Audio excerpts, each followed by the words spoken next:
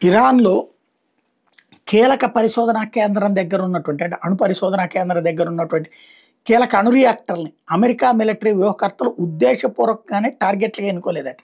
ఈ విషయాన్ని అంతర్జాతీయ అణుశక్తి సంస్థ విడుదల చేసిన ఉపగ్రహ చిత్రాలు కూడా ధృవీకరించినాయి. Isfahan nuclear technology and research సెంటర్‌లో 3 పరిశోధన రియాక్టర్లు ఉన్నాయి. ఇవి మినియేచర్ న్యూట్రాన్ ఫోర్స్ శ్రేణికి చెందినవి. వీటిని 1991లో చైనా తయారు చేసి ఇరాన్‌కి ఇచ్చింది. ఇవి 900 గ్రాముల బాంబ్ గ్రేడ్ యురేనియంతో నడుస్తాయి. ఇటీవల అమెరికా చేసిన దాడిలో ఈ రియాక్టర్లకు ఎటువంటి నష్టం వాటిల్ల. మరోవైపు ఐఏఈఏ నివేదికలో వీటి ప్రస్తావన కూడా తేలేదు. ఇవి దెబ్బతింటే తలెత్తే విపరీత పరిణామాలను నివారించేందుకే అమెరికా ఈ నిర్ణయం తీసుకుందని ఐఏఈఏ చెబుతోంది.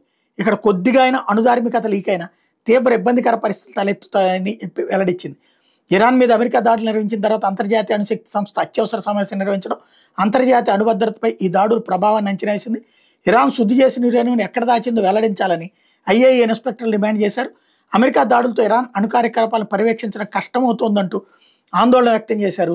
ఇజ్రాయెల్కి రక్షణ పరంగా సహకారం అందించడమే కాకుండా రణరంగంలోకి స్వయంగా అడుగుపెట్టి ఇరాన్ నుంచి పొంచి ఉన్న అణుముప్పును తొలగించడంలో సాయం చేసిన అధ్యక్షుడు డొనాల్డ్ ట్రంప్కు పక్కన కృతజ్ఞతలు తెలియజేస్తున్నటువంటి పరిస్థితి ఇజ్రాయెల్ అయితే. తాజాగా ఈ అంశం కొత్త పరిణామం అన్నమాట.